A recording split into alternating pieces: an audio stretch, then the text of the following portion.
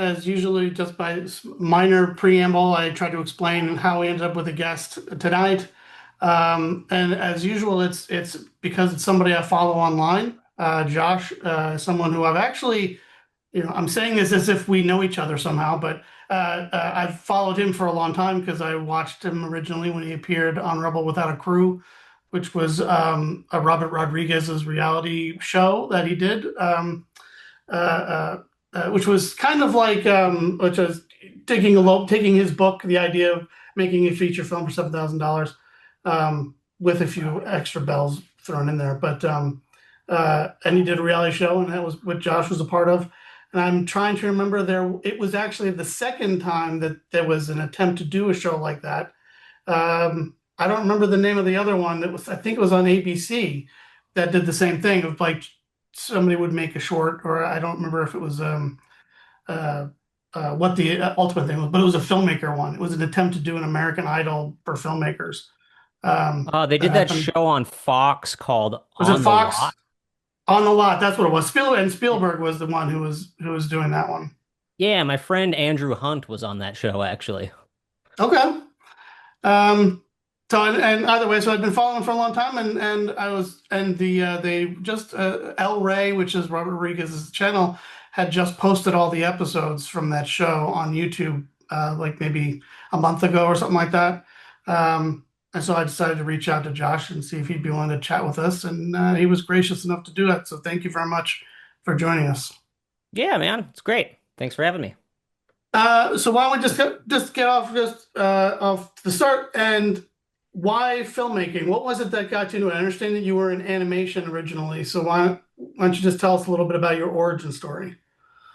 I think it's the classic middle class, Midwestern story of stealing my dad's video camera.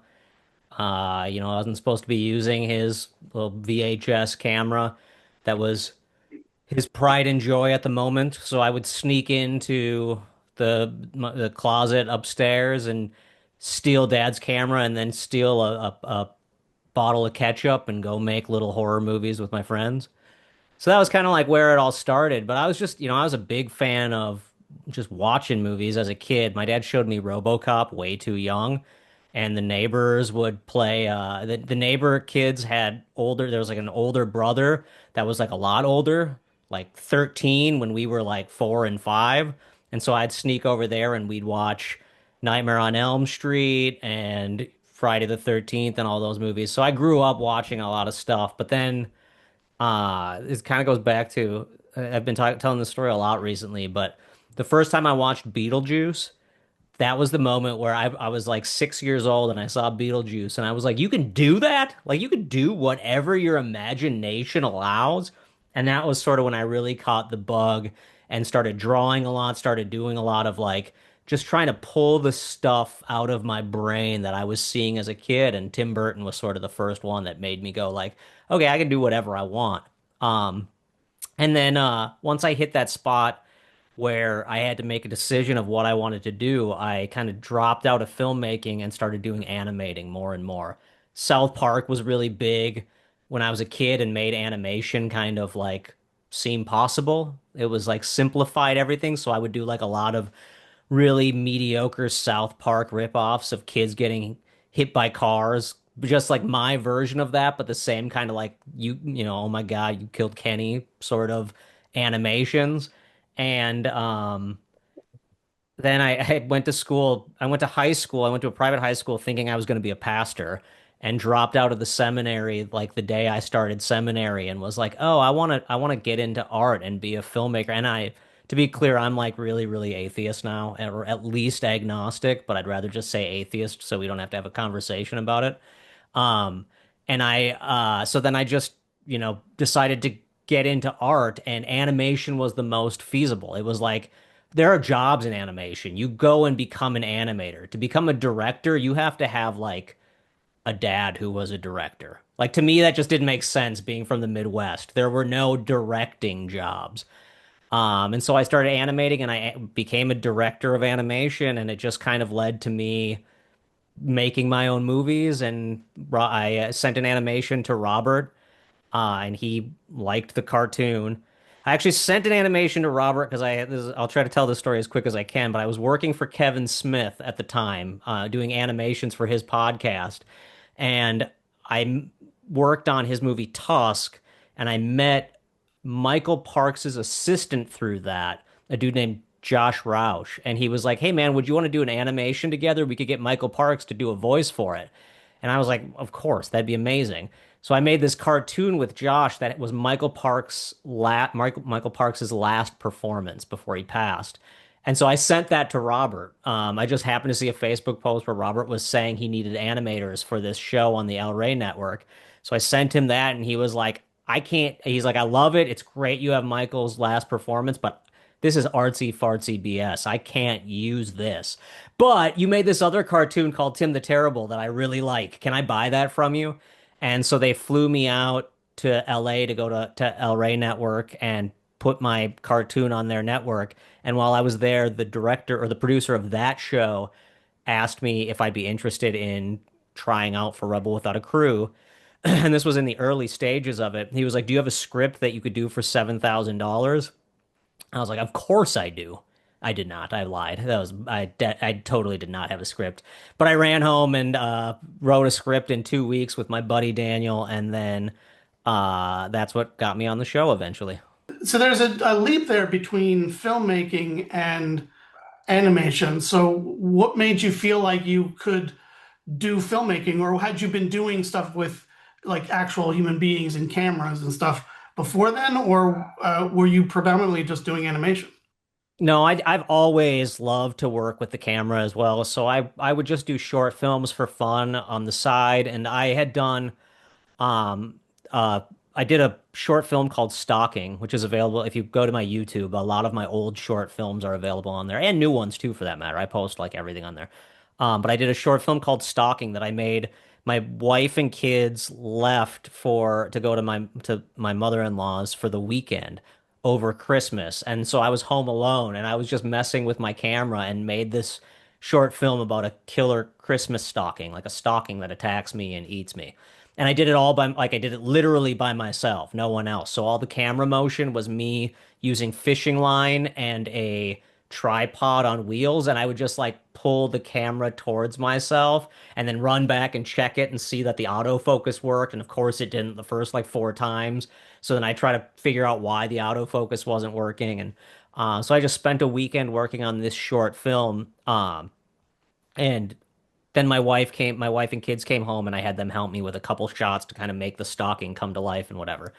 And that was one of them that I sent when I was talking to the producer on the show. He had predominantly seen my animations, but I showed him that, and I was like, "Yeah, man, literally while we're sitting there talking, I was like, I have Robert's book on me in my backpack all the time. Like Rebel Without a Crew is like the way grandma reads Psalms before bed, like the classic, like that's me with Robert's book. Like I just always have a copy on me. And so that was a big part of how I got on the show was I had been doing so many live action things. So it wasn't really a leap, but the main reason I went into animation from the beginning was because I always wanted to do live action, but animation was a great way to learn everything. Because you have to be an actor, you have to be the lighting, you have to be the camera person, you have to be the sound person. I mean, yeah, you can hire people to do it all, but when you're doing animation by yourself, you actually have the accessibility to make everything. So it was a way for me to learn and just really practice filmmaking. So when you had to get to the point of writing that script, from what I understood, like yeah, you said didn't have a script, so you quickly wrote the script. So how much were you factoring in the idea? Like, were you constantly thinking, all right, I'm only going to have $7,000 to make this movie. I got to try to keep this as limited as I can. Like, how much was the budget in your mind as you were doing it? Yeah, the whole time the budget was in my brain because the thing is like we weren't told what this show was going to be. Essentially, they said like, would you be able to recreate? Because they didn't know. No one knew what they were making at the time. Even when I was on the show, they had no idea. You can see if you've seen the show, you can see at the beginning they're like trying to make this faux reality game show where they're like, you've got to pick these locations from a book and everyone has to do it. And I literally like laughed at them. I'm like, guys, we're not going to fight over locations. Like we're going to do this together. Everyone, there are locations for all of us, or they wouldn't have a show. If they try to make us fail now, this show fails. And then that's when the reality crew basically went like, oh yeah, these are filmmakers. They know the editing. They know how all of this works. Like we can't trick them into thinking they're going to be on something that, like we're going to make this fall apart. So, um I think my kid's trying to come in the door. I so I yeah, I really tried to keep all of that like the money in the back of my head. So literally the first thing I did when I found out about this show was I called Daniel, who I knew because I've read the book so much, I knew Robert had his friend along for it. So he like the main actor was Robert's friend. So I'm like, I'm just gonna steal that. I'm gonna have my best friend who had his wife had just had kids like 3 months before. I'm like, we're gonna go on a dad vacation. If we get on this show, we're gonna go away for like 2 months and go or 14 days and go make this thing. But I was like, we might be filming in Minnesota, which is where I was from. So I was like, we might be filming in Minnesota. We could be filming in LA. We could be in Austin, where Robert is. I had no idea, and they didn't know. So I called Daniel and was like, hey, man, we got to write a script, and they're giving us 2 weeks. And I told them we already had something, so we actually have to get it done. I'm like, I want you to star in it, and I don't want to deal with costumes. I don't want to deal with having to keep that consistent throughout the process because I knew that's where I would screw up. Like I know that if we film something and I'm jumping around from scene to scene, I'm going to screw up the consistency in the costume. So either it's all got to take place in one day and you wear the same wardrobe the whole time, you have to be, or you're going to be a priest or you're going to be a clown. So you either have to put on clown makeup every day, we have to get a priest costume, or it has to all take place in one day. And he was like, I don't want to write a script for one day because that sounds really difficult to like do. And I don't want to put on clown makeup every day.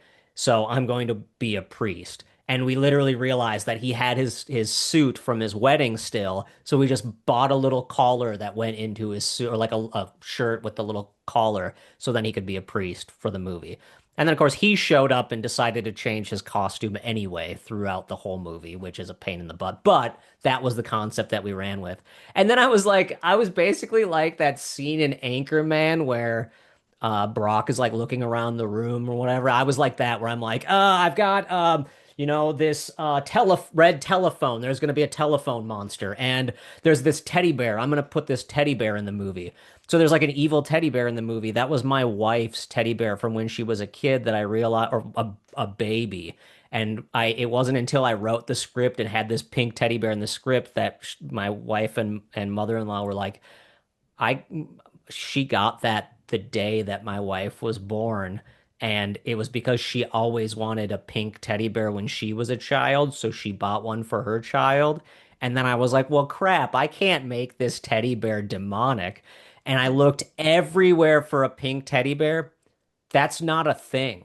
Like modern pink teddy bears don't look like a classic, cool, big teddy bear. They all look modern and cheap. And so I had to convince my wife and mother-in-law that I should kill the teddy bear and let it live in infamy. And so I did. The teddy bear is now there. The teddy bear head still sits in my living room. Well, I think my favorite part of that is that the idea of when you had to think of having to have the costume simple, your only choices were a priest or a clown. And it's like I just that's we had all. It's gotta be one of I had those. a Can't be date. anything else. I had a day to start writing it. So I was just, well, I didn't want it to be simple. That's the thing. Like, I could have put him in like a t-shirt and pants, but then he just would have been a guy. So, like, I had to put my brain in a spot where I'm like, what is the character? What's the lead character? What will I instantly throw on a poster and they'll be like, a blank has to do blank. And I was like, well, priest, you know that. The second you see the priest, you're like, okay, that's a priest. You see a clown, you know it's a clown. And there are other things, but those were the two costumes that I'm like, we can get those. Those are easily accessible. And they're just iconic. So, um, you know, a mummy, Like I don't even like I could have come up with something else, but I was just like those two were the most like sympathetic characters. And honestly, I was kind of leaning towards clown because I was like we could do something really funny and messed up with a clown. But Daniel he was very right in not doing that because that would have been a pain in the ass every day to get up, have to paint his face, and the reality show we were on a tight schedule because we didn't have to follow union rules, but the reality show did.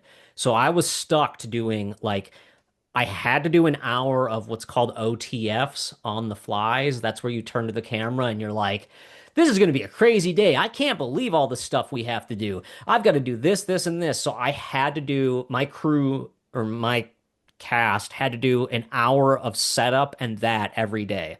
Then we got 3 hours to film. Then we had to take a lunch. Then we had 4 hours that we could film, but we had to do 15-minute OTFs like every hour and a half or something. Like there were very strict schedule guidelines, and we couldn't work over 10 hours at all. Like we had to stop at 10 hours because that's reality show union rules Mhm. for filming process or whatever. So I was on that schedule. And then you had to have a 12-hour turnaround time before you could start to film again. So I had to be on these very specific schedules of like starting in the morning and slowly building towards night or working on these, very so that the reality crew could have a 12-hour turnaround.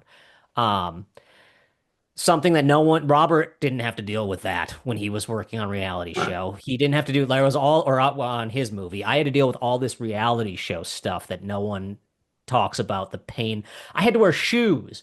I don't wear shoes ever. I mean, unless I'm going to work like a day job, I don't wear shoes. I hate wearing shoes. When I make a movie, I'm shoeless. Maybe sandals, but even then, like I like bare feet. And so there were times where the reality show, I'd show up without shoes on, and they'd be like, you can't not wear shoes. You're on a reality show. Like union rules, man. You have to be in shoes. So like I think there's one point on the reality show where you see me and I'm wearing these like shorts and bright rainbow socks that with like shoes that don't match, like it's all a hodgepodge. It's because I sent Avery Merrifield, who plays Stanley in The Good Exorcist. I sent him to my house to get me socks, and that's what he came back with. I'm like, okay, this is what I'm wearing as director now, huh? Robert's got the cowboy hat. I've got the hamburger hat and rainbow socks. Well, I think the part that I find interesting about that show, and like I said, because there have been different reality shows about filmmaking. You've had, like you said, On the Lot. There were Project Greenlight Project with like Greenlight, yep. 4 seasons of, um, and I always feel like, and Project Greenlight always felt to me like it was very much of a traditional kind of reality show, in that it Hmm. dealt a lot with personal clashes and personality differences and things like that. But there's an interesting part about your show was it seemed like they were still trying to figure out what it was, but then the actual being on the reality show provide ultimately was where a lot of the conflict seemed to come from. That you guys were dealing, like at the beginning, they were kind of making it like you said, like oh, you have to quickly run and pick your actors while all these people are standing in this room and you Yeah. don't have to fight over different actors. But So then stupid. but then you get to the part where when you guys were actually filming, almost every one of you guys seemed to have the issue that the reality show was your problem, not each other. There wasn't any like because you were off on your own, but it seemed like the show itself was where all the drama came from. And I thought it was also interesting that Robert Rodriguez kind of says at one point, I don't want this to be a soap opera where you guys are all fighting. That's not, I really actually want you guys to make your movies. So I Hmm. thought that was kind of an interesting difference between the show that you guys had compared to any other reality show. Yeah, absolutely. And I think one of the cool things about it too is the fact that they say you can see that in it. And there are things where I'm like, okay, that's pushed for the edit. Like they never talk about the fact that my biggest issue wasn't even with the reality series. My biggest issue was with something they never talk about, which is that we had another television show come into the set that we were on and start destroying our entire set. So like there's like a moment where they act like I'm freaking out because my cast is screwing up and goofing around and not getting lines. Absolutely, that's not true. I mean, we all deal with that a little bit on set, but it's not something that actually aggravated me. What was aggravating me was the fact that they were um, running genie boom, like boom operators and dump trucks through my set and painting my set, and I had nail guns going off. So, like, I was having all these audio issues because AMC's show The Sun was trying to take over my set. And so the running joke on my set was that Pierce Brosnan had something against me. There was like a, because Pierce Brosnan was on the show The Sun. So there was like this whole thing about Pierce Brosnan being against me. So every time a plane flew over, we were like, damn you, Pierce Brosnan. I'm trying to wrap my head around that. So there was another show trying to shoot on the same Yeah, location. so we filmed at this place called Star Hill Ranch that's usually reserved for weddings. So I got a really good deal on this place because I was like, I'm gonna film, I'll film Monday through Thursday at Star Hill, and you guys can still do weddings on, and I'll only do days, Monday through Thursday. I had a couple of night shoots, but I was like, I'll do Wednesday night shoots because you have nothing going on. And if you guys will cut me a deal, so I'm not taking a full week. And Matt Woolley was like, yeah, absolutely. Great. And they were awesome. To be clear, Star Hill Ranch is the jam. I dream of filming a Western there someday. Like it would be amazing to be back. But Matt was like, the only issue is there's another show that's going to come and do some checking of the set. They're going to be filming after you're done. They're not supposed to be out for 3 weeks though. And my shoot was only a 2 week shoot. So I was like, that's totally fine. And then apparently they just showed up, and Matt was like, I'm so sorry. I don't know what's going on. And they started painting stuff, but it was in their contract and it was whatever. And I wasn't going to cause a fight with it because at the end of the day, Matt could be like, okay, then go, you can go film somewhere else. He didn't. He was super sweet and was actually the car that Father Gill drives in The Good Exorcist. Um, it's one of those old like Elvis Presley Lincolns, and that was on his property. And I was like, "That's awesome. Can we use that car?" And he's like, "I don't know if it runs, but you can try." And and gave us the keys, and we got it to work and drove it to the spot, and then it died and we couldn't move it, and we all had to like push it back. So there was like a lot of stuff like that. It also was like 102 degrees in Texas the day that we were filming in that car, and you could see like if you look at the footage of Daniel in the car, I'm in the corner filming Daniel. If you think about where the camera is located and where Dan is, but you can, so I'm in the corner of this Lincoln just sweating like crazy, and he's there. And if you look, he's just got sweat dripping down his face. And in the movie, it plays cool because he just saw a demonic piano lighting flames and he should be sweaty. But if you think about it logically, we didn't, that wasn't intentional. He was that hot. It was 102 degrees in that outside. It was probably 130 in that black Lincoln. And I'm curious in that part of it of for the Good Exorcist, were you how much of that were you able to control afterwards? Like when was the show acting as just sort of the producer and you got to keep all the rights for that movie, or how does that part of it work? No, so that was a whole mess because the series was produced by a network called Go 90. It was Verizon's network. And it was in the early, so Verizon was trying to do sort of their Netflix. This was like right at the early stages of not early stages of Netflix, but like streaming content becoming like regular.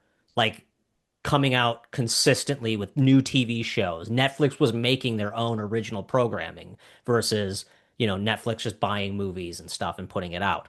And so Verizon tried to do that and then tanked, just absolutely tanked. So the show never came out on anything called Go 90. Like that didn't exist.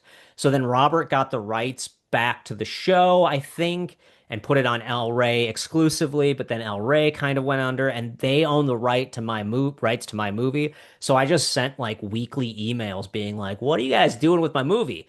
Can I have the rights back? Are you guys doing anything with the movie?" Until Cece, who's on the show, was eventually just like, "Just take the movie. Like just take it.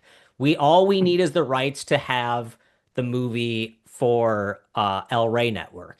So they're like, "You can't do certain things with it." But then I took it and I just sold it to Troma for Blu-rays and had Troma give me 100 Blu-rays so that I was able to make money off of that. And now I own the rights to it as far as if I want to do anything else with it. But it's one of those things where if you don't have the rights to it right away, if something isn't fresh, no one cares. They want it like now, otherwise it's old news. So that's kind of the struggle of, releasing in this weird way like that. If I had had the rights when we went to South by Southwest and could have released it right away, that would have been the prime way to do it. And I feel like filmmakers in general need to think about like how they're going to release something. It taught me that lesson of like strike while the iron's hot versus waiting and thinking like I'm going to get some big distributor or whatever. If you're making a $7,000 movie, A24 isn't putting your movie. It's just a fact these days. If they do, that's awesome. Like, congrats.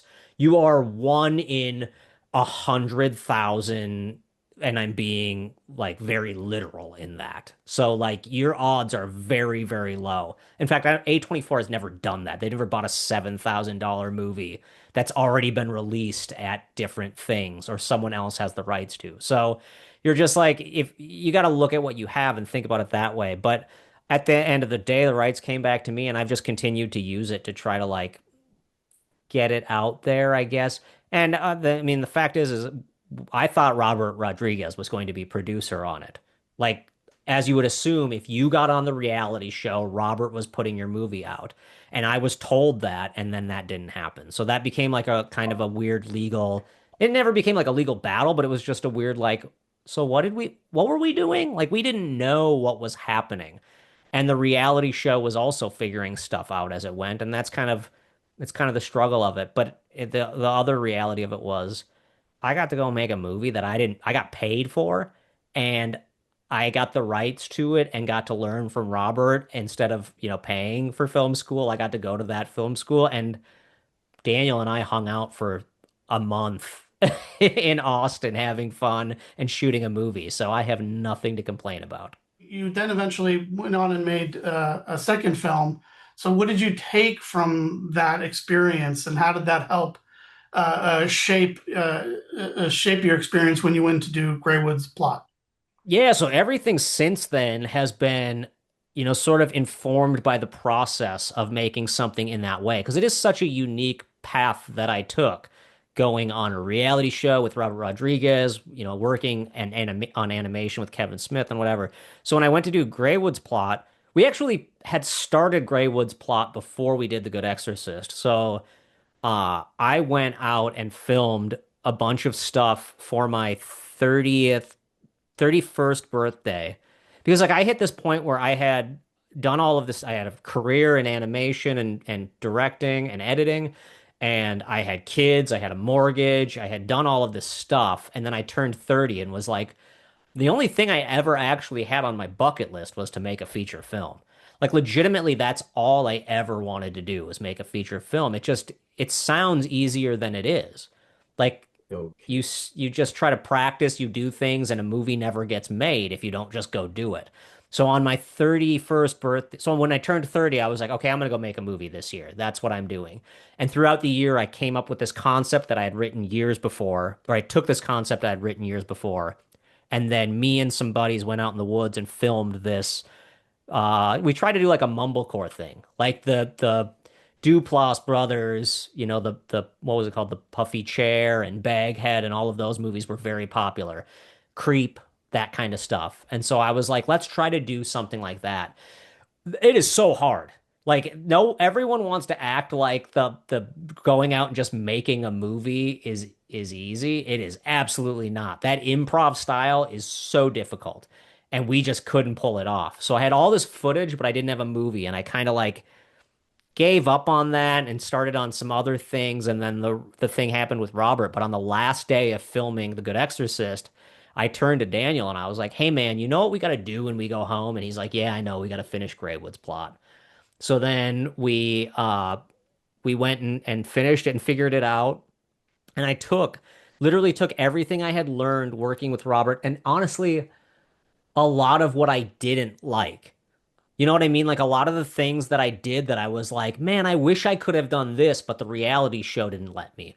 Or I wish that I had known this thing about audio that I didn't know, I would do that differently. And I did everything different I could do. And that's what Greywood's plot kind of became. Like, here's a perfect for instance. We weren't allowed to shoot anything after the 14 days. Like nothing. Like we weren't allowed to pick up a camera after the 14 days. We could edit, I could do visual effects and stuff like that, but there was no more filming. And there were like 5 moments in The Good Exorcist where I was like, man, if I could just throw Dan in front of a green screen, we could do some amazing stuff with this movie. But I wasn't allowed to do that. So I was like, I'm gonna do that on Greywood's plot. And my favorite scene in Greywood's plot, I had finished the whole movie. We had edited it. Daniel and I had been watching it for like 6 months, and we got into our first festival was Twin Cities Film Festival, and we were playing, which is in Minneapolis, where we're from. And we were playing at Twin Cities Film Festival, and we had 2 weeks before the movie had to be dropped off at the festival. And I was like, all right, I'm going to show it to my wife who hates horror movies. And I was like, I'm going to show it to her and see what she says. So I showed it to her, and she hated the movie, but not, she hated it because in the movie I get tortured, basically. Like I get my face all mutilated and get turned into a dog man. And so she hated that stuff. But by the end of the movie, she was like, the only thing I didn't get is these two guys' relationship. Like, I don't understand why he just gives into the relationship. And I kind of explained what, like, mentally why it would happen. And she's like, yeah, you say that, but you never showed that.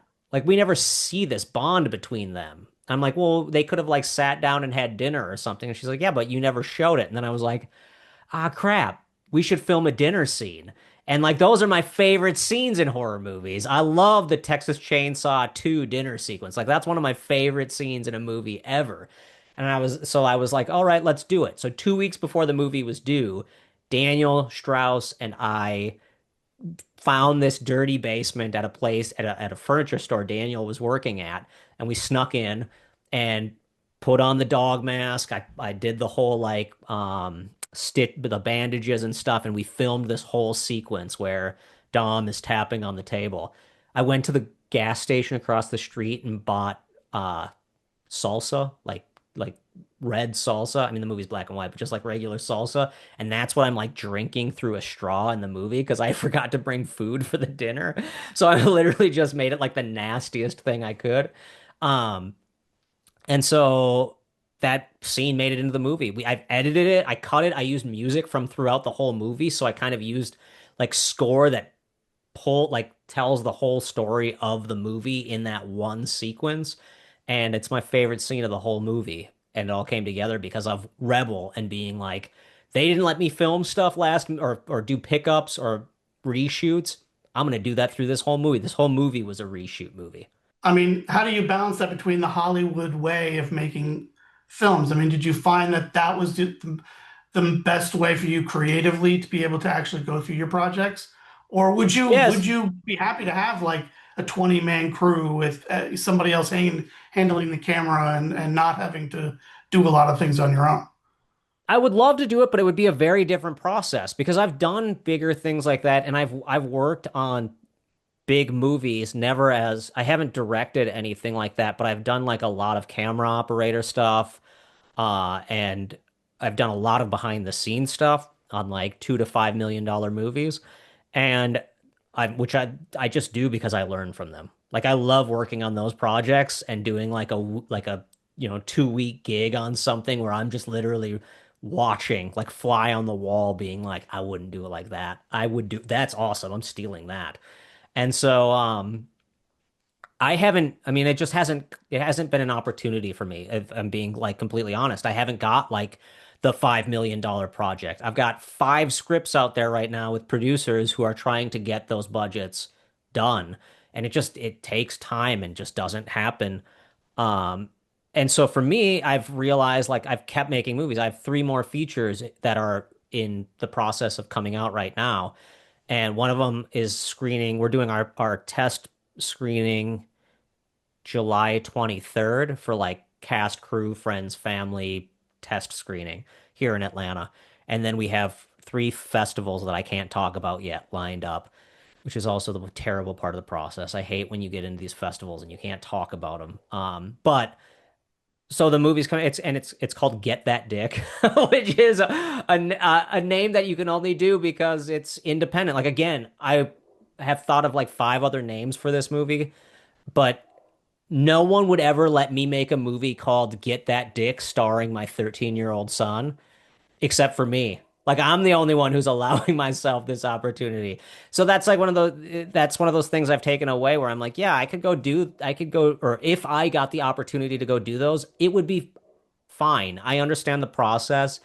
I'm listening to William Friedkin's book right now, which is fantastic. If you have a chance to listen to or to read it or listen to it, it's really, really good.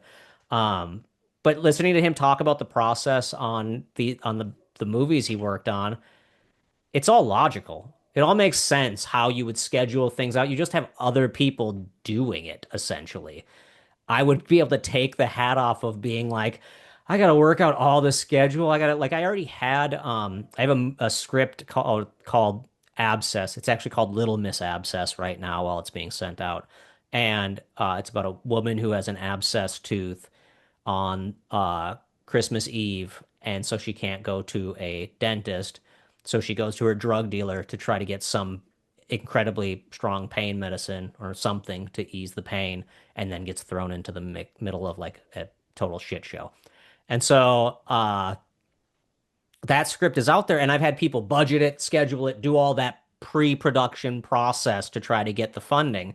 And I'm like, that's awesome. Wow, they just give it to me? Like, I love this. This is way better than having to do it all myself. But doing it myself allows me those opportunities to be like, if they see an actual budget and they're like, this day is going to cost this much, that's how much it costs. And if you go over, you're in trouble.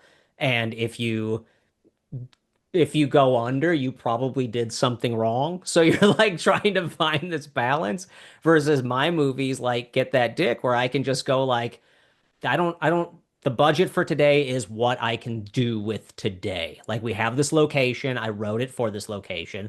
My son and my friend are going to be acting with each other, and let's see what we can get away with. And I find it interesting, like you had just recently posted a short film on YouTube, and it's one you made with one of the other people from the reality show. So, I mean, tell us a little bit about how that relationship has maintained itself that led to this short film, and do you keep in touch with the other people from the show? Yeah, so Scarlett and I are really tight. We became really good friends on the show, and um Which I wouldn't have expected from the show, because the show didn't seem to play towards that. But And it sucks that it didn't because like some of the best footage that we couldn't believe didn't make it in the show was Scarlett and I were first of all on the same schedule, so we always came home around the same time. I was always there like an hour before she was because I'm an early riser, so I always would be up a little earlier and start my day a little sooner. But I would be home. Let's say I was back to the house at like 4 o'clock. She would show up at like 5 o'clock, and I'd always have pizza rolls ready. I would basically make us food and then we would hang out and talk about our day. But some of the best stuff was when we were like teaching each other. And that's sort of what happened on the show was I was like, man, I never acted. I don't understand the psyche of an actor, of someone who's being asked to do something really weird. And so I was like, I want you to teach me how to act, Scarlett. So she'd often like tell me what it would feel like to be in a role. Or like if I was asking Daniel to do something where I'm like, Daniel has to get puked in the face by a teddy bear today. What is that going to be like for him? Like, of course I could do it, but it's not the same as trying to be in character, be in the moment, be in performance. And Scarlett would kind of explain it to me. So then I told her, I'm like, we should, and then she would ask me technical questions because I'm the nerd of the group. Everyone was always coming to me for technical questions all the time. Editing stuff, audio equipment. I was just constantly the IT guy every night. My camera did this. Why did it do that? And I'd be like, okay, let's go through and figure this out. Um, and I had my whole movie cut before I left the show because I was editing every night. So I'd come home and make sure I had 3 hours every night to edit, and I'd proxy my footage at lunch. So everything I shot through the first half of the day was ready to be cut the second I got home. So I'd be editing, and then Scarlett would ask me all these questions. So I was like, you know what we should do is after this is done and we're not in the reality show thing, we should write a short film that we both act in and we both direct and we edit together. So we can both learn the process from each other and get each other's side of it. So I wrote the Little Lucha script because I always wanted to play a wrestler. I love wrestling. I'm wearing a wrestling shirt right now. I love wrestling and I always, and I'm small. I'm 5'3", so I thought it would be funny if I got my butt kicked in a wrestling ring by some actual wrestlers. So I wrote this script for us, and then didn't happen. I acted in Greywood's plot and put myself through some insane stuff. So I understood acting. Scarlett has edited a bunch of stuff and realized that she doesn't want to be an editor anyway, so she has no reason to learn how to edit. Um, but we still liked the story and the characters enough, so we were like, well, let's try this. And it became kind of an experiment in like, what, first of all, what would we do if we had money? Because we did a Seed and Spark campaign and actually had $15,000 to make this short film, which is ridiculous. That's more than I've spent on four feature films now. Seven. It's about the same as I spent on four feature films. So that one, but we paid everyone, like not small amounts. We paid everyone's flights. We paid for the locations legitimately, like Hollywood. We did a Hollywood style budget. So it came out to 15. We paid $2,000 just for the opening song, which is crazy to me. And it's not on my YouTube. So if you go to a different Vimeo one, you'll hear like a Vimeo of Little Lucha, you'll hear the song, but in my YouTube, it's a different song for the intro because we don't own the rights to that song anymore. And YouTube would have demonetized my stuff if I had put it on there. So I put in a different song. Um, so anyway, we just kind of kept that relationship going, and this was a story that we wanted to tell, and I'm super proud of it. I'm really happy with Little Lucha and the Big Deal. It's like a really sweet story about two wrestlers who are like at that age where it's like, do you keep going? Do you call it quits? What do you do? Like a lot of filmmakers get to that point where you're just like, what? I'm not getting millions of dollars to make a movie, and now there's like 19-year-old YouTubers getting it. Why would they ever pick me? So like that mindset, and hopefully by the end of the short, people feel inspired and want to keep going and understand, or they go, you know, you got to find your happy place and find what makes you want to do do you. Everybody's kind of looking for like an angle or something that sets them apart. And I think the assumption would be you were on a reality show that's going to lead to, that's A, B, and C, and suddenly all this stuff comes pouring in. Was that your experience? I mean, Not at did all. being on the No, reality show make all the difference in the world for you? absolutely not. Zero. Literally zero. And I mean I could yes, it has in the sense of like people I've met people. I had really great opportunities to go to film festivals with it, probably because of Robert being involved. I've been able to um continue the process, but all of these little steps along the way have been like honestly one of the best things that I ever did was I didn't want to send Greywood's plot to a lot of festivals because it's a black and white, weird, no budget horror movie. And I'm like, no one is going to care about this movie. And Daniel sent it to a bunch of film festivals, and we got into Fright Fest in the UK, which is one of the biggest horror festivals in the world. And that's been the best experience. I've met people, I've got opportunities from that. So much has come together. I say this, but like, you know, just like any job, it was like a job. Any position, you do get like things come along from it. And I guess like some of the producers who have my scripts now have come from that. I've met really amazing people. When people look me up, my name is connected to Robert Rodriguez. That's really nice. But it isn't like it's kind of that thing where you just like it doesn't necessarily mean like here is a bunch of money. Here's $1 million to go make your next thing. That never happened.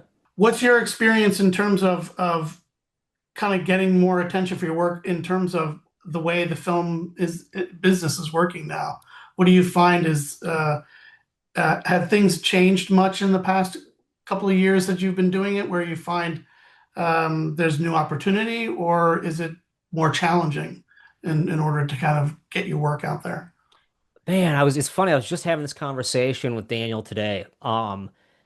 It's funny because our films that Daniel and I have made over the years, they seem to be we really like raw punk rock filmmaking.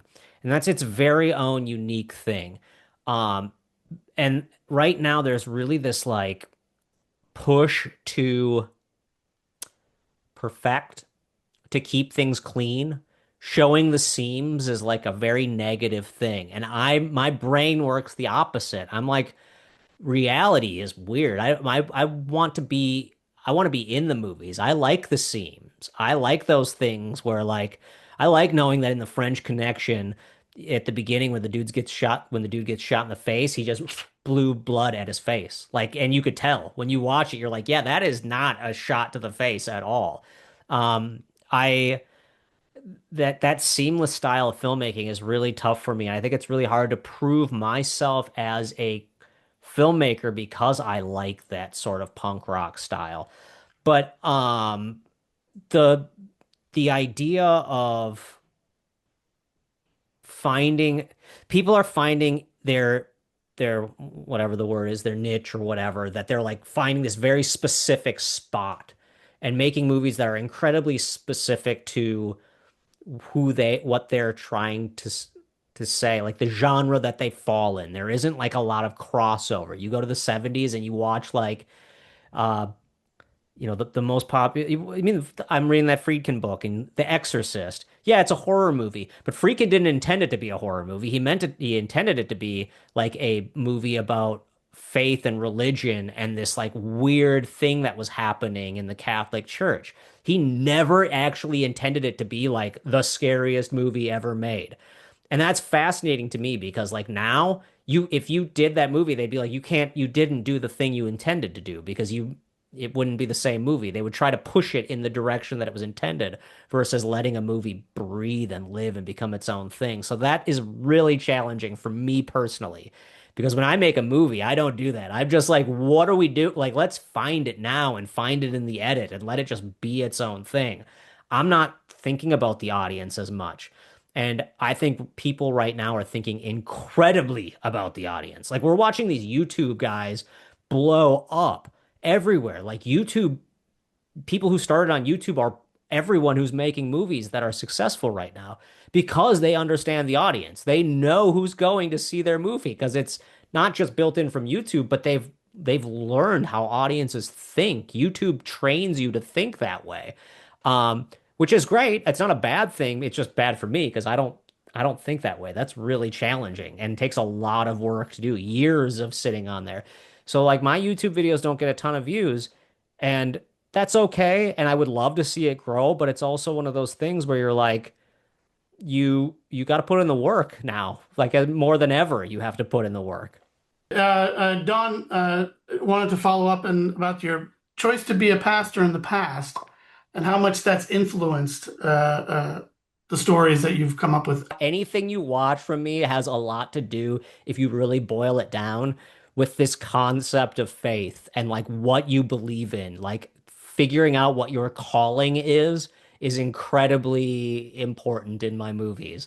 And so like the new one, Get That Dick, is also very much about that, figuring out who you are and what your place is. And it's about a cult who has taken a kid, and then this detective finds this kid and has to protect it. It's like my R-rated version of Cop and a Half, basically. And it was an excuse to have my son cuss and swear through the movie, through a movie. So, but like The Good Exorcist is all about faith, and my like that was one of those things where when Daniel and I were working on it the whole time, it's a stupid movie with an evil telephone, but at the same time, like we were trying to figure out acting and figure out the character, and Daniel's not an actor. And he was struggling with some of the performance sometime. And there were moments where he was like, I don't get what I'm doing here. And I was like, here's the thing. You're a dude who believes in the devil, but does not believe in God. Like that's a huge part of who you are. And those kind of little things played a big part into like faith plays a huge part into all of the projects. And Greywood's plot as well is a lot about like figuring out what your calling is and who you are. And well, potentially where the terrible places it can take you if you lean into it. The aspect that I find interesting, especially when you're talking about like doing kind of filmmaking that's a little more raw or less Hollywood. Um, I've always kind of wondered, is there evidence enough to say that there's an audience for that stuff? I mean, I know like I like to watch Tubi a lot, and Tubi's got a lot of like low budget films on there, and I've watched a few of them, and some of them are not bad. Some of them are pretty bad. Like even the production values get a little questionable. I mean, I'm curious your thoughts on the idea of, do you think that there is an audience out there of people who are willing to spend an hour and a half watching something that maybe that doesn't look like it was produced by Hollywood, that has a little more, it has some flaws in it, maybe isn't perfect, but they're engaged enough to want to watch that. Absolutely. I mean, the proof is in The Good Exorcist. So I put the movie out, let's see, 5 years ago, and we had a nice run on Amazon for free, like with ads, like the AVOD model, and had some views on there. And then Tubi, we skyrocketed. We had a ton of people watch on Tubi. And then a few months ago, I posted it on YouTube. And now it is what it is. Like people, you know, you want the million views, you want the viral success. But like the reality of it is, if you had done a movie like a low budget schlocky thing back in the day that had hit, four walled at some theaters or whatever in New York, you would have had a few thousand people tops see your movie for 10 years before it, or 20 years before it hit some crappy cable channel. And a kid like me at 13 was watching it at night because potentially there were boobs in it. Like that's just those movies came out all the time. And so I feel like there was this in the 90s, this whole like Kevin Smith, Robert Rodriguez, Tarantino concept of the like auteur who was going to make it and you're going to be able to make the big movies or whatever. That's who we looked at as the success story. So we all felt like that's what we wanted to get. But that's not the reality of what 90, there were also thousands of other filmmakers doing what those five or six success stories did that didn't get that success story and made a couple other movies, did whatever.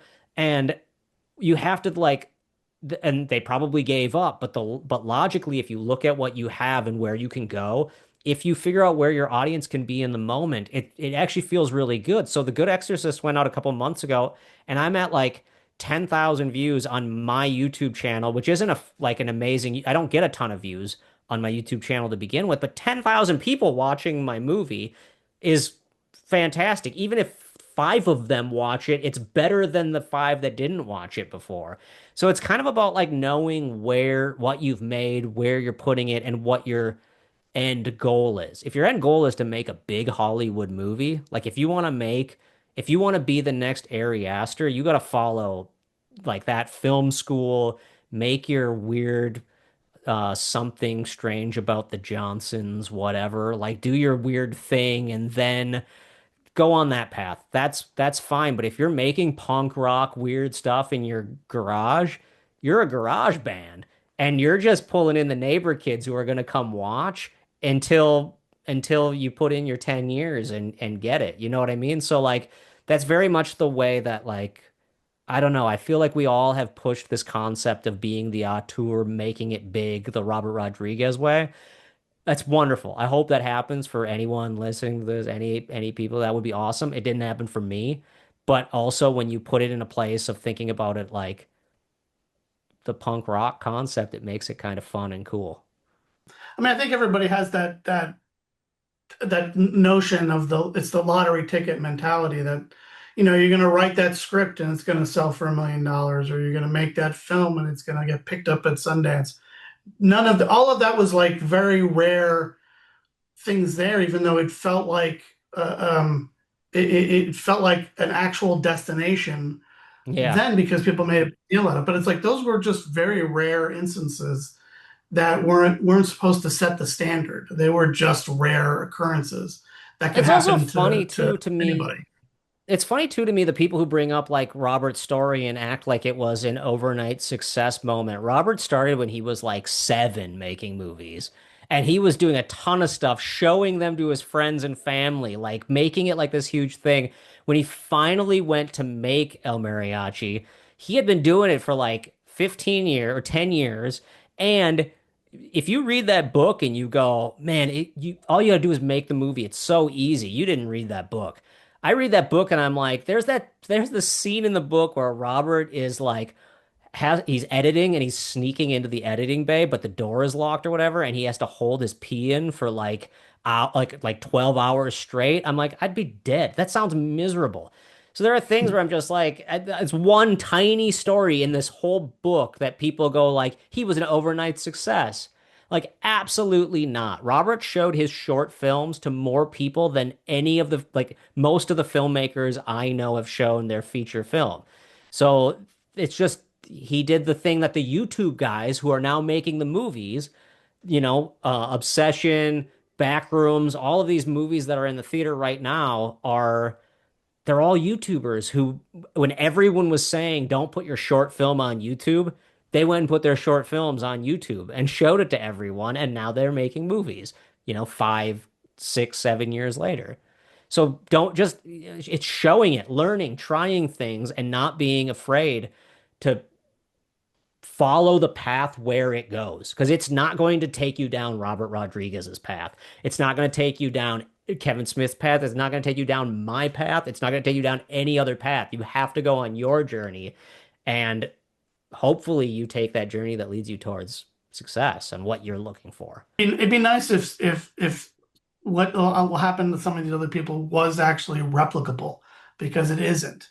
It's like, Right. and that's the challenge of the film business in general. It's like you kind of have to make it up as you go along, because you can't guarantee, you're never going to guarantee that you're going to be like one of these other people.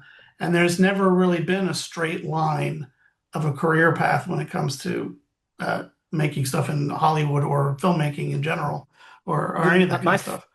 my favorite movie ever made, like number one top movie, is a movie called American Movie. It's a documentary about a dude who goes and tries to make a feature film, ends up making a short film. It's so funny, so beautiful, so sweet. I actually have his movie right here. His movie the short film he made, Coven, and Coven. He doesn't call it Coven. He calls it Coven because Coven sounds like oven. But is I love that movie. It's so fantastic. But it's the other story. It's the story of the guy, and Mark Burchard is still out there doing radio shows. I follow him on social media. I would love to work with him on something. Great dude, but he isn't Kevin Smith or Robert Rodriguez or Annie Linklater, like these guys who did it. And he was doing it at the same time. He was trying the same stuff. His story, his path just didn't lead the same way. And it doesn't in reality make him less successful as a human. That's what I think is beautiful about the movie. It maybe makes him less successful as a filmmaker comparatively, especially from like a monetization standpoint. But like the concept still stands. You have to take your own path and try things and figure it out and watch the American movies if you're also going to watch, the other stuff and see how every story is different. And I think there's also just the aspect of people feel like they make the argument that it's so much easier now to make a movie.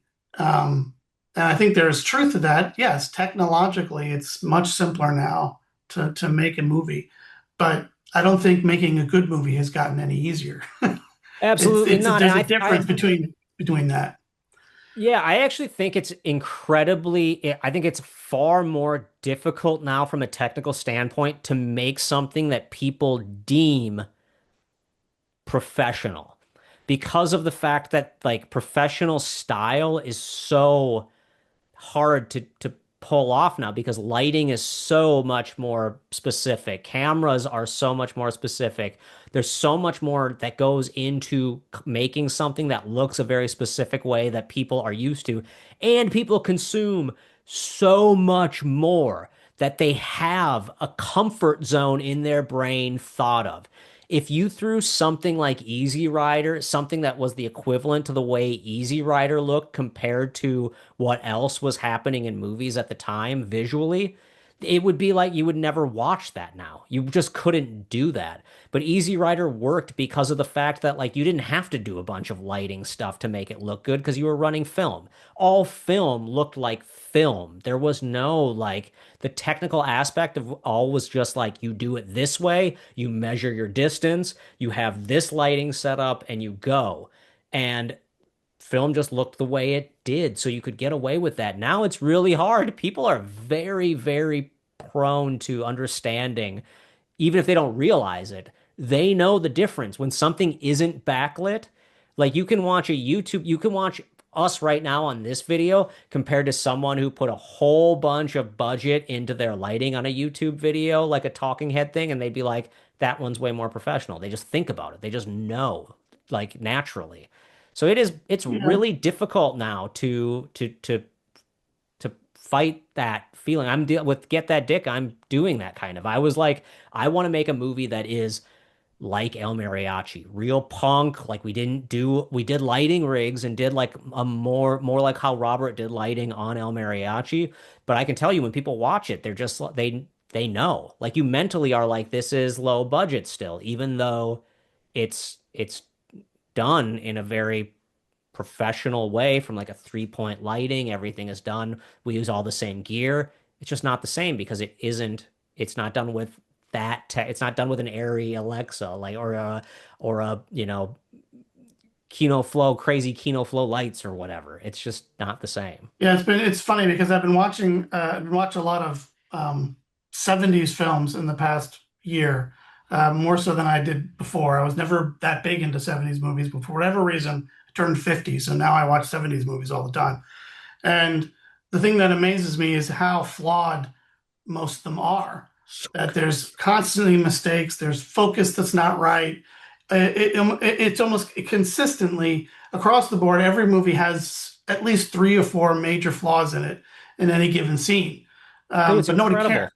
and people No. weren't. But and I think to your point, the cameras and technology now are a lot less forgiving, but it's also an aspect of we our this is why partially why I asked, do you feel like there's an audience for people watching lower budget movies? Because we've conditioned ourselves to expect a certain amount. And even if you go Right. on YouTube, it's flooded with videos of how to make yourself look cinematic, how to be Hmm. professional. And so we've established that, well, there's this bar that you have to meet, and if you're not doing that, well, then you're not enough of a movie, and maybe people aren't giving a lower budget film enough of a chance, just based off of a look, or they could see in the trailer that it's clearly didn't have much of a budget or something like that.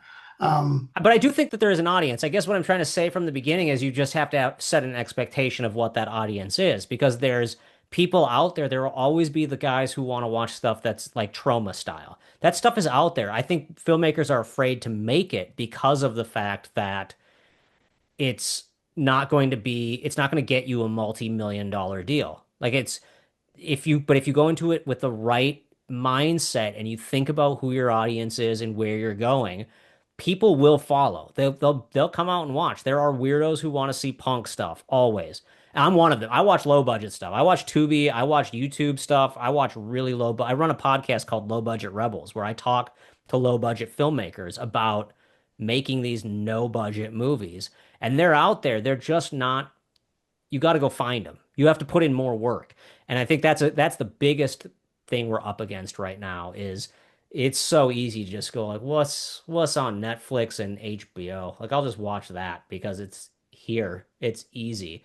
I'm not going to go hunt for low budget filmmakers on YouTube or whatever. And I still do believe if there was a platform for low budget filmmaking that was easily accessible, found a new model for monetization that wasn't like um subscribe, because I think no one wants to subscribe to anything. Why would you when you're already spending $80 to subscribe to Netflix, Apple TV and all this other stuff. I don't want another subscription. But if you found a way to do it in a way that it was like going to a punk show, selling t-shirts, I don't know what it is, but there's some model I do believe that the audience would come out. I hope that is true. I just wish I'd. I guess my if I'm coming off a little more cynical than I actually am, but um, uh, I guess there's just the challenge of figuring out like what that is because it seems like whenever you talk to people who are talking about uh, how they want to promote their film, it's almost always I want to sell it to a distributor and get it into Always. the theaters or get some. And it's like the reality of a lot of that is just there's a different way of going. I mean, I've heard of people who are taking their films on tours across the country to Yeah, different I'm private gonna do that. theaters, which is so much more real. Like that's what you need to do. You Yeah, need to dude. And kind it's of do so that like fun. you're a band. And at the end of the day, we're making these movies. If you're making low budget movies on, you're doing it out of your pocket, you're figuring it out on your own, you should be having fun with it. Like doing this to just I don't know, like making it be an Ariaster, I guess. If that's your goal, more power to you. But for me, I'm 40 years old. I make these movies because I love making them and I want to have fun. And I make some money off of them, which is nice when I make money off of them. But also, like, I would love, I'm doing that with Get That Dick. We're going to show it in some theaters. We're kind of four-walling it, for lack of a better term. It's not a legit four-walling, but it's kind of a similar concept. And uh, I'm excited. I want to go watch it with people in different states and see it in different theaters. And that's just fun to me. That sounds like a dream come true. So it's kind of about like, again, going back to what I said earlier, it's about expectation. What do you want to get out of your movie? Um, if it's money, it's an industry, it's the film industry. Great. Go that more power to you. I love that. But I can't do that. I just isn't in me. Of the projects that you've gotten to work on, what do you feel like um, working as an indie filmmaker, what are some of those early lessons that you got from the first experience, I guess, which would be The Good Exorcist, that has carried with you ever since, that you still hold true to when you're doing, or is it always evolving as you're learning? It's always evolving, but on The Good Exorcist, I really learned how important it is to, and this is, I'm not, this is just coming out this way, but to rebel. Because, I mean, I was on the show, Rebel Without a Crew, and they were trying to keep me from rebelling all the time. Like everything I did, they were trying to keep me from doing, where they were like, you can't go up at the top of the ladder. And I'm like, Daniel is 6'7" and I'm 5'3". There is no way I can film this dude laying on the ground. There's no way I can get this shot just standing here. I have to climb to the top of the ladder. And they were like, you can't do that. That's against the union rules. And I was like, okay, fine. I will just stay at the bottom of the ladder. And then I was like, all right, rolling camera. I'm only one. Daniel, go. And I ran up to the top of the ladder and filmed. And they're like, you got to get down. You got to get down. But I got the shot while I was up there. Or the amount of times they would be like, hey, you can't go do this thing, whatever you're planning to do, you can't go do that.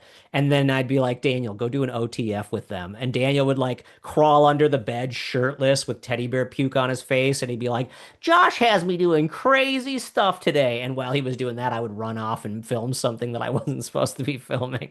But like to me, that was what I learned was like, nothing is sacred. Nothing, everything you consider important to the process of making film, that's all foobar. Get rid of all of that. Because the reality is all that matters is what you get on that screen in the end. Like what goes up there is all people care about. So if you don't get the shot, that story about how you didn't get the shot, they don't care about that. What they care about is that you got the shot and then telling the story about how you got it.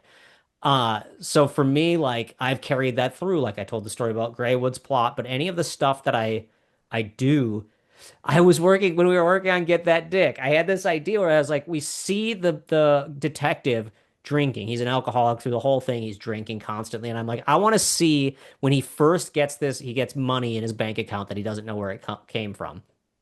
When we see him do that, the first thing he should do is go to the liquor store. And I'm like, no liquor store or package store, whatever they call it down here in the South. I'm from Minnesota, so I always called it a liquor store. It's called a package store down here, I guess. But I want to see him come out of there with a bottle of booze. So I was like, let's just steal it. Screw this. I'll go film. I'll sit on my car. We'll film the store, and then you come walking out. So my buddy walks into the store and grabs a liquor bottle, calls me. He's like, "Hey man, I'm about to pay and walk out. Start rolling camera." And I was like, "Okay, cool." So I start rolling camera. He comes walking out and he takes a puff of his vape. And the detective is also a stoner, so he's always like hitting his vape throughout the whole movie. And just because it's dorky. Like it's cool if a detective is smoking joints throughout the whole thing. It's really lame if he's smoking a vape. So I decided to make him smoking a vape the whole time. So he takes a hit of his vape, and my buddy gets to the car and he's like, dude, he's like, did you get the shot? And I'm like, yeah. He's like, we gotta go. And I'm like, haha, yeah, I'm gonna run back inside and get us some beer. And he's like, no, we gotta go. They're like calling the cops on you. So apparently when he started walking up with the bottle of liquor, they like saw me with my camera outside the shop and they're like all going to the window. I'm like, what's that guy doing? What's he filming? What's going on? And someone at the back of the line pointed at my buddy Sean and was like, it's his buddy. And so everyone was just like honed in on him. He's like, "Ha, yeah, we're doing like a YouTube thing. It's no big deal. It's like a documentary." And then walked out. And apparently they were like going to call the cops. So to me, I'm like, again, this is you ask about like what would be the difference if I got $1 million? I wouldn't do that. I would rent out a liquor store for the day and shoot the shot, and we would do it all legitimately. I have the benefit of being able to rebel in that way. But I will say, listening to that William Friedkin book and hearing some of the stuff he did on French Connection and Exorcist and these other movies, where I'm just like, that's no one would do that now. No one has the gu- and I'm not talking like stuff that puts people in danger. I'm talking literally about someone being like, the studio gave you $9 million to make a movie, which is the equivalent of like 60 million now or whatever, 50 million now. And the studio's like, you have $50 million, you have to use this score. And like you got to use one of these people. This is what we're doing. To be like, no, this record that I found over here, that's weird bells, that is in some tutorial thing from like a random music teacher. We're putting that in the movie. And the studio now would be like, okay, then you don't get to make movies anymore. We're done. We're done with you. No one would have the guts to do that. That kind of rebellious nature. The whole opening to The Exorcist, which I think is in the past I've always been like, this is so unnecessary. The like showing the statue with the penis and in Iraq and all of that stuff. I'm like, that is so unnecessary. That doesn't have any relevance to the rest of the movie. And the fact that they actually went overseas to film to a country that didn't want them there and brought a statue over and did all of this stuff. Like, no one would do that. That's ridiculous. But Friedkin's like just pure rebellious nature. Oh, I find that so inspiring. And that's like, for me, I say this, and now this is going to be the one time this would have been my chance because you've got some like Warner Brothers executive listening to this who's going like, I like Josh. This guy should make movies. And I said that and he's like, nah, he's out. We're not using him. But like the rebellious nature, I feel like that's something that if you don't bring that to your movies in some way, just trying to do something a little bit rebellious, I don't know, you're just making boring stuff. I mean, I would definitely recommend anybody listen to take Freakin's book, especially. I mean, it's on Spotify. If you're subscribed to Dude, Spotify, that's where you I can, listen to. I'm and listening to it right he now on there. reads it himself. Listening to his voice tell his Yeah. story is one of the greatest treats in the world Dude, because he's every got a time great voice. he'll be Or had telling a a great voice. story. Oh, I totally agree. He'll be telling a story and all of a sudden he'll start to like chuckle a little bit to himself, remembering it. I'm just like, this is the best. Oh, it's so good. Also, To Yeah. Live and Die in LA is one of my favorite movies ever made. It's just an absolute masterpiece. So if you haven't seen To Live and Die in LA, go watch it. I haven't got to that part of the Yeah. book yet, but I think after I listened to it, I realized there were like two or three of his movies that I had never seen, and I To Live didn't and Die was one of them. I had never seen To Live and Die in LA. And then right before we started filming Get That Dick, my buddy Sean, who's the lead in the movie and he was the producer on the movie, he uh he got it on Blu-ray. They released like some whatever 30-year anniversary, 28, whatever it is, of the movie, and on Blu-ray, and we he was like, "Dude, you gotta check this movie out. If you've never seen To Live and Die in LA, it's really good." And we became obsessed with To Live and Die in LA. I have probably watched To Live and Die in LA 100 times in the past year and a half. It's like a running joke in my house that I'm like, every Sunday morning I wake up and I'm like, I want to put something different on today. Let's watch something different. And I put on To Live and Die in LA, and my kids are like, oh my God, the second that theme song comes on, it's just like, oh, yeah, it's the best. And if you haven't watched it yet, you get to the part where he talks about cruising. Uh, that and then watch it Yeah, after you listen to that part, and then watch the amazing. movie afterwards. It's a little more entertaining. Definitely not one of his best movies, but it's interesting. It's with his stories in the background, and then you watch it, and it's like, oh, okay, it's Yeah, pretty funny. I just heard it. So I listened to the part where he was talking about The Exorcist this last 2 days. That's what I've been listening to on my car drive. And now I'm like, I want to go back and listen. I watched The Exorcist like maybe 6 months ago before I started the book. And I mean, I just started the book a few weeks ago, but like 6 months ago, I watched The Exorcist. And now I want to go back and watch it again now that I know like some of the little details of things, like the vocal stuff I didn't know about, the way they recorded that. And she like was a recovered alcoholic who didn't smoke anymore, and to get that voice she was drinking Jack Daniels and smoking cigarettes while she tied herself to a chair. I'm like, oh man, that's rebellion. Can you imagine someone doing that now? Like, of course, for ADR, forget that dick. I'm gonna make my son be tied to a chair, smoke cigarettes, and drink Jack Daniels now. You're gonna be watching the movie, and every ADR line he's gonna be like, "Please, what is the detective?" But that would be hilarious. That would be amazing. But Does those you kind of does you rebellious things, man, I love it. Friedkin, did you the best. draft your kid into that stuff, or did they voluntarily participate in what you're doing?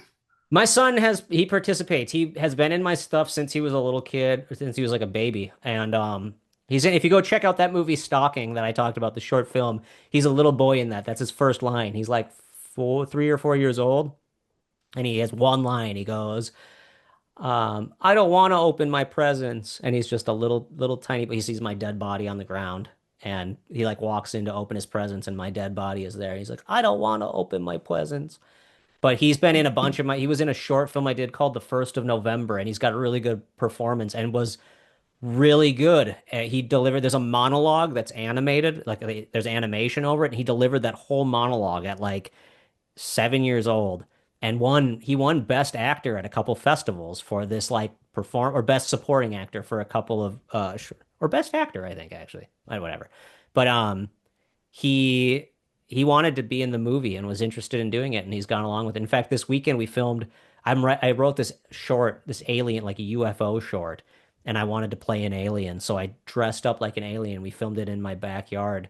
If you go to on my YouTube, I posted like a clip of it. It's like a Super 8, a fake Super 8 thing, and that was like my wife filming with her cell phone, filming us filming this alien thing, and I just made it look like Super 8 footage.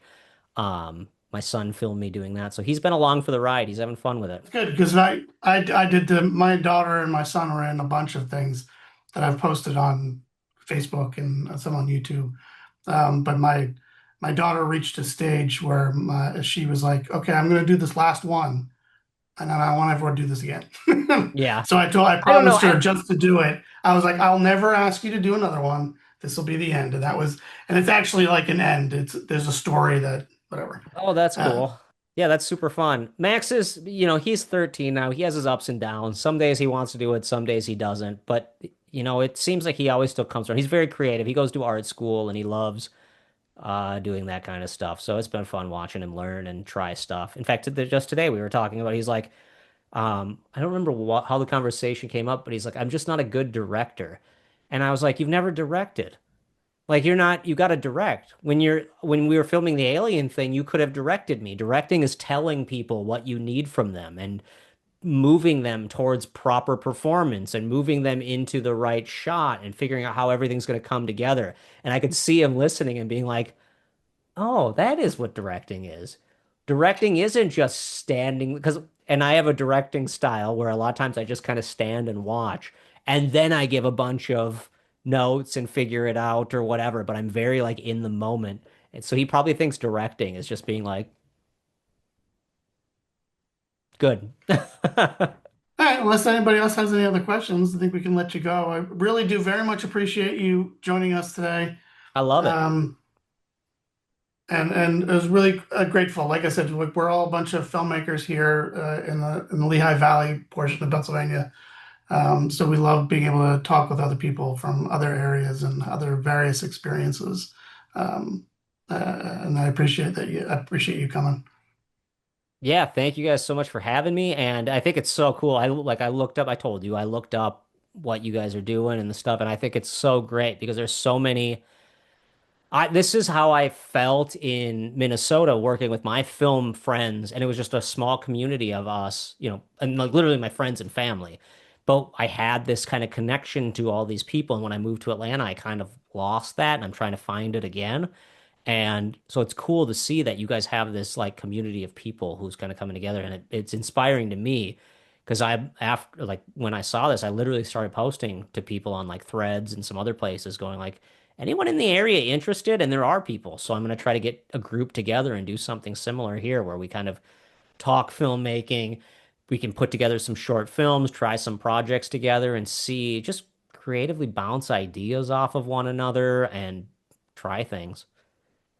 Yeah, I mean that's essentially what our group was when it came about. There have been various filmmaking groups in the Lehigh Valley, and when I had moved here about 10 years ago, I started going to one group, and that's when I met Vince and Dawn. And then eventually I've told this story too many times. And then eventually we're the only ones that were showing up for the meetings. So then we were like, well, then let's just make our own group. So then we made Raw 22 Filmworks. That's And it's awesome. basically been like that. And then we started a film festival 3 years ago. So this will be our fourth year this year. And the fun part, speaking to what you're saying, is we have found that there are film communities everywhere, but they're often so siloed and so they're just sort of these little spheres that don't know the other sphere exists, even though we're all like 10 miles apart. So that's been the best part about the film festival, is that we've managed to be able to get other people to come in and meet a lot of them. Like we get a lot of student filmmakers and things like that. So that's been the best part of the film festival part of it, uh, is meeting a lot of the people that are similar in a similar boat of like they just don't know where to go, or these groups don't exist. There's another group here as well. It's called FIFO that is also kind of a film community that has been building for years. And it's worked. And in the past, I mean, you're in Atlanta, so you got Marvel and shit there. But Yeah, Atlanta's a here whole we nother only have, beast. It's something. It's Atlanta's messy. It sounds cool, but it's messy.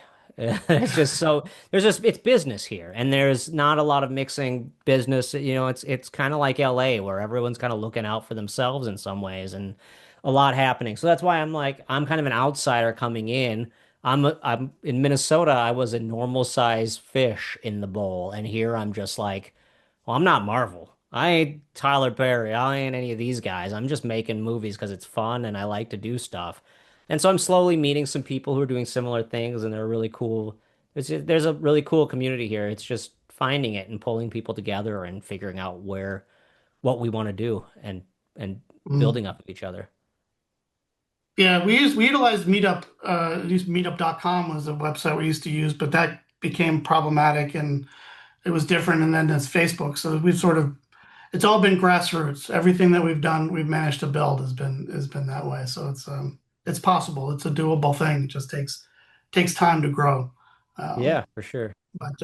but wish you all the best. And then you ever end up finding it, you're going to be in the Pennsylvania area. You got a bunch of people here. Be happy to help you out if that ever comes up for whatever reason you Awesome. end up here. Fantastic. What's the All pronunciation? right. Well, thanks Root. again. I really do appreciate your time. Awesome. Thank you guys for having me. I am going to take off and get my kids ready for bed. So I will All right. see you all around. If anyone has any questions, feel free to reach out to me, and I will see you all later.